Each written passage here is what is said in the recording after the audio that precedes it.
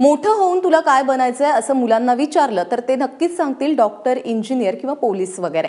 पण मला शेतकरी व्हायचंय असं एखाद्या लहान मुलाने सांगितलेलं कदाचितच ऐकिवात असेल किंवा नसेलही.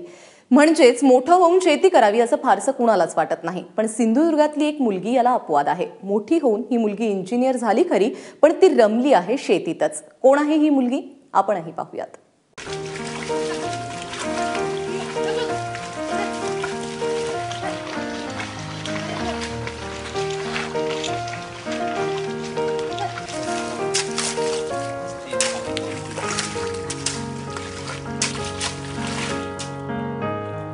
इलेक्ट्रॉनिक इंजिनिअरिंगचं शिक्षण घेतलेली सिंधुदुर्गातल्या तरळेमधली रीना केसरकर शेतात राबते.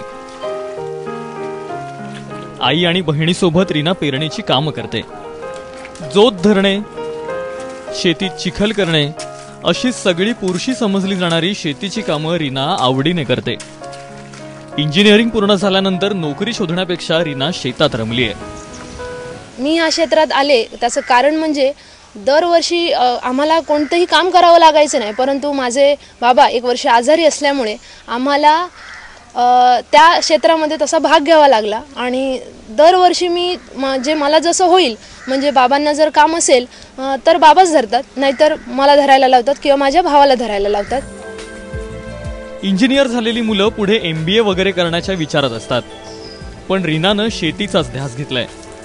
आणि रीनाच्या या ध्यासाला तिच्या घरातल्यांनी देखील पाठिंबा दिलाय.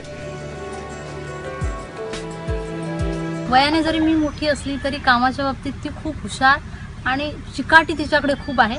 माझं शिक्षण MA झालंय आणि ती इंजिनियर आहे, पण तिला काम करताना कुठलीही लाज वाटत नाही. कुठलंही छोटं काम असो ते मोठंच आहे आणि ते मला काहीतरी देणार आहे त्या उद्देशाने ती करते. मी पण शेतीतली कामं करते, म्हणजे मी साधारणतः लावणी लावणे, कापणी, तरवा काढणे ह्यासारख्या गोष्टी करते. पण जी खरंच खूप मेहनतीची कामं आहेत ती स्वतः करते. मला जवळजवळ 25 ते 30 हजार रुपये 15 गावची मी लोक आणायची. या गावची आज 5, उद्या त्या गावची 10 अशी आणून शेती करायचा. कारण मला जमत नाही. मला ह्याचा त्रास आहे, दम्याचा त्रास होता.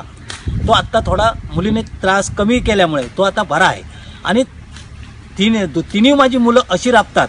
भाव माझा येतो, तो कधी 2 दिवसासाठी येतो, पण ह्या मुलांचा मला इतका, म्हणजे आज 12 किलो धान्य मी पेरलेलं, पूर्वीचं 3 मन म्हणजे आज 12 किलो असं धान्य तिने एक 10 दिवसात काढून लावणी पूर्ण केली.